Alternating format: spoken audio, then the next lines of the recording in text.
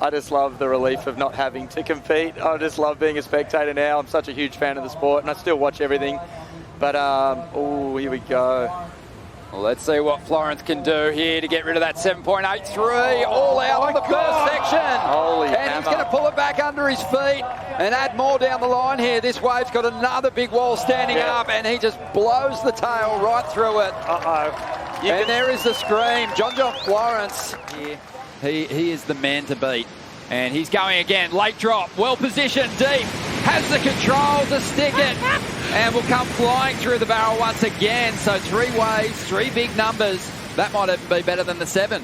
It's going to be home for Jack Robinson as he's rolling in now.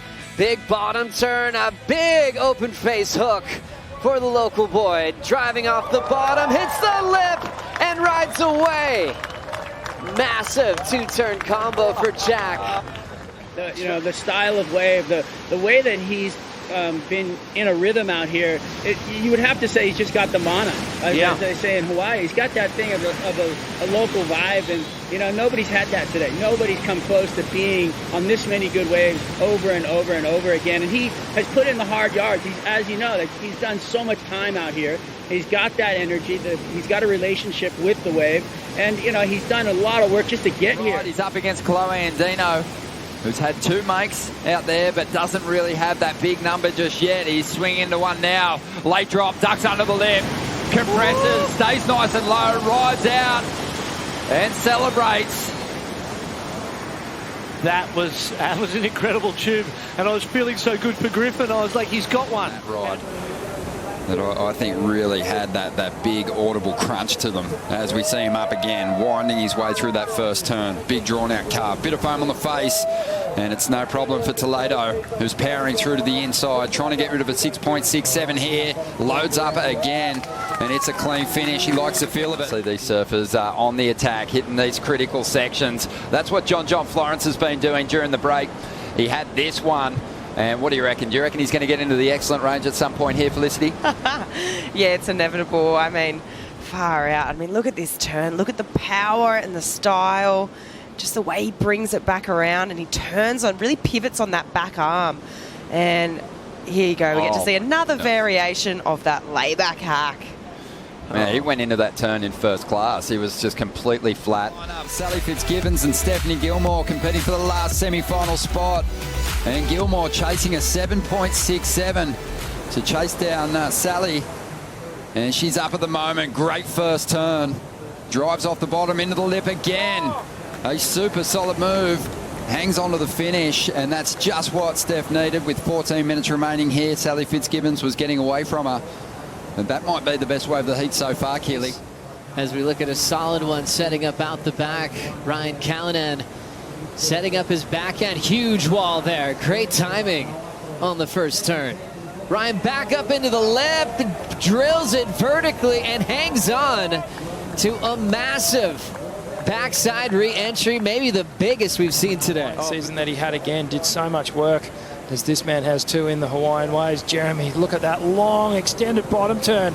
Translates into a beautiful carve off the lip here.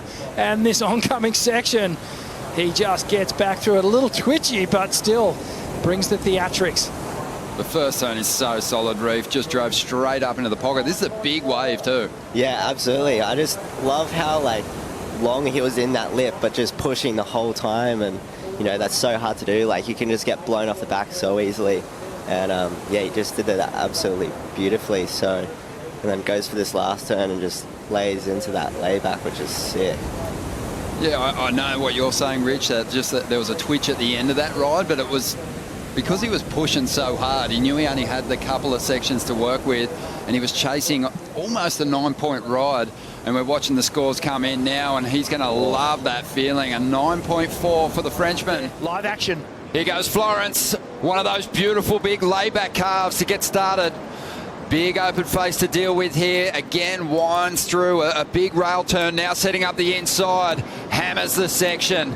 And that's the start he was looking for. 25.5 minutes to go, trying to put some pressure on Griffin Colapinto and get one back on Griff. But again, didn't really find the space to truly open up on that ride as Italo comes flying down the ride. And you know what he's thinking. Massive backside reverse. He's hanging on for the finish. Gets out in front. And he sticks it. And that is like a whole new level of commitment. That's a dry section. He's celebrating. And Steph's not going to get much out of that ride. Lakey's going to pick up on this second wave in the set and right in her face. Let's go with plenty of water. That was salt in the wound, Ronnie. She knew she Steph had to shield herself. And Lakey is hanging on for the finish on the inside as it goes dry. Kind of opened the door for him to potentially hang on to a place. So we're waiting to see what unfolds in these last few heats of the day to get an idea of who is in and who's going to have work to do tomorrow. But here we go, Jordy Smith trying to get rid of a 6 at the moment to push the requirement higher for Zeke Lau. Big section there. And Jordy's just looking on today, wants the finish. Hanging on with all he's got. He's finished that one. He knows the importance of it. Just on the fact that that 7.17 could have potentially been in the 9s if he rode out of his final move. So he knows just how crucial it is. Yeah, this is going to be super exciting watching those two women go at it. Two natural footers with no more goofies left in the women's. As we see the goofy standing here, Gabriel Medina crushes the first opportunity. Sets up another beautiful vertical hack with the tail release. Right back up to the top again. Will fight through the third turn and just force the finish on the end section. How does he stay on that surfboard? And Ewing's been working on being on the best waves of matchups. Looks like he's got a solid wall now. The Australian deep on this one. Now setting that bottom turn, going right to the lip. Beautiful frontside arc. Back to the open face. Big whip in the pocket. Punches the rebound. Nice and tight wrap and finishes with a fourth maneuver. Can he ride away? Yes, he does. And it looks like John is going to line this one up. And he'll try and get rid of this 6 again. Medium-sized wave, so expect him to go to town. High risk first turn. Busts the tail free and recovers beautifully, gets some speed and then hammers the pocket once again and finds an end section. Not done with this one. Adds some extras. And this should easily get rid of the 6 and replace it with something better here. 7 minutes to go. And we're going to see a replay of this ride. Having a look at a wave, and then they both got caught inside badly, was Tatiana. She pulled back just in time to keep herself in the position, and look at the size of this one, Joe. Beautiful takeoff. Weston-Webb chattering off the bottom, but drills their first turn. Nice, clean backhand carve with a lot of speed and energy from Weston-Webb. This is going to allow him to really settle in. At speed. I mean, he gave that full throttle. Even the second one's solid. And then he knows he's just got to finish. Takes a little bit off that one just to make sure he finishes. That's virtually a John claim. This is unbelievable. At full power. Then the power gauge just went through the Richter scale. The acceleration and just the ability to reel it in and not lose control. Dig that board into the face of the wave. It's remarkable. And even this second one is just power plus. He loves it. This is just, he's in his element now. And as I said, he just sort of takes a little bit off this to absolutely nail it, make sure of it 100%, gets air under his board, free fell. And right there, that's a John claim. That's it. Well, Kaipo on the 6-point ride, he was just warming the engine, but he put the foot to the floor on that last one. Yeah, he certainly did, Ron. I mean, I got the water view from that first turn. I'm saying that's the turn of the day so far. The fins were out. Half of the board was completely submerged in the water. All rail, all power, the technique. I mean, it's something that we see John do, but that one had the exclamation mark on it. It was very powerful, really exciting, and the nuances to see out here from the lineup. Loving his own work. Absolutely. As Ethan, in response, digs hard there, very committed. Turn to kick this right off, backing it up now with a nice sequence of turns. This is looking like excellent stuff from the Queenslander. That first turn, I mean, just when you think it's all smooth, syrupy stuff, he just pushed hard on that tail. Robinson, who set the pace early on with an 8.17 and found a 5.33 to back that up. Some movement here Well, Ethan's got that priority and a good-looking wall standing up, draws off the bottom, straight into a beautiful hook and drops back down the face, climbs back into the open water again, goes to that rail and now looks to set up a huge finish and absolutely drives a nail into the end section. Is this one going to stand up? It sometimes looks like it's going to be a good set and then it slides under the peak. Wow, she's been able to pick it up. She's going to let risk go. She takes it, pulls into the pit and makes it. Carissa goes off the top and bounces vertically, and the 5-time world champ just pulled off a miracle moment under priority. Oh my goodness. You know, he should just be looking to just dump some good scores. You know, John's obviously going to put in an incredible performance. Here he goes again. Big swoop to get started.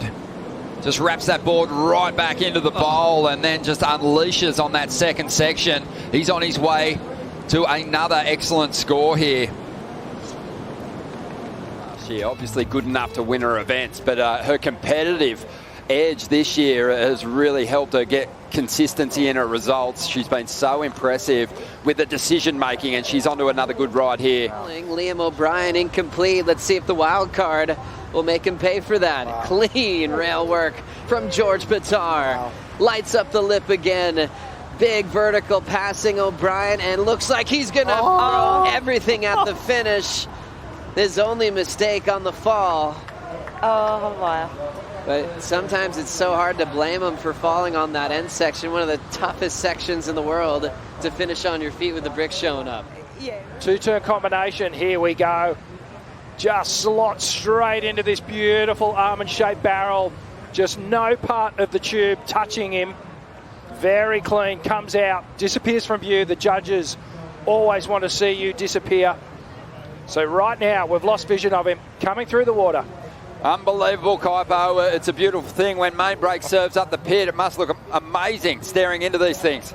That was so cool. Took off straight into the barrel, traveled through there. It is great to see main brake showing his teeth, offering some barrels out here, Ron. And I'm so excited what I'm seeing so far this morning. What a finals day. It's been amazing so far, and a huge moment for George Pittar there. He's going to improve his heat score time. She'll use that into her top two. She's chasing just a 2.85. Here comes Lindblad, the rookie from San Clemente on the windup. Nice, clean backhand snap. And goes under the lip again with an airdrop and controls it. Sawyer Lindblad fighting for her spot on tour in a must-win situation and pulls together an incredible two-turn combination. That was massive. Solid. You're only looking one way. That's upstairs where the judges are sitting. Yeah. I love the fire out of Toledo right now. There's a wrap from Liam O'Brien. Opportunity is right in front of him. Crushes that section. The man from Burley looking to shut it down and drills it. Beautiful surfing from Liam O'Brien, who's sitting right on the cut. He's in a must-win situation, chasing an 8.01. He might just get his lead back. And Zeke Lau out there in the lineup, who have now entered the second half of their heat, so they'll have priority. But it's Yago we're going to see live action. What a start to this ride. Super explosive, and again, just pounds the lip on the second turn. Quickly becoming, you know, one of the strongest competitors on the CT. Yago Dora really has reached a whole new level of performance these past two seasons. Oh, absolutely. What a way to start off. And he knows if he doesn't go, John will. You're also seeing the amazing paddle ability of Florence, who is so far inside. Griffin takes this wave. Remember, needs just a 2.77. Unbelievable down car from Griff. Sets up a nice blowtail in the end section. A big two-turn combo. Griffin says, thank you very much. Snake and Tommy applauding the effort. We'll get that lead change, and we're down to 4:10 to go. Yeah. Molly's thinking at least make the final here. That would be her best result this season if she wants a chance to qualify to get to G-Land. Here comes Molly Picklum now. Big sweeping frontside hook. Exactly what Richie Lovett wanted to see. Jams it through the lip. And once again, over the shallow section, she can't help but celebrate. One of the biggest power carves she's laid down this season. If she represented there, and to represent Italy, Rome, his home. And now to match up against Ethan Ewing. Beautiful opening carve. Second big turn, and goes for that finish under the lip.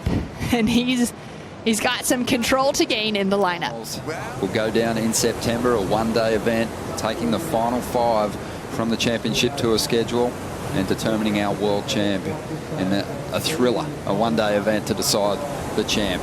Matt McGillivray up again, trying to get rid of a 6.1.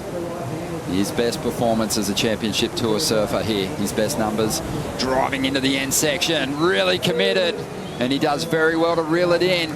Great effort from the rookie. That was awesome. And you can just see the guy feels confident in this heat. Kind of freestyles. Now he's up again. Blitzes the first section, straight up vert again. Oh, wow. This with the fins flying free.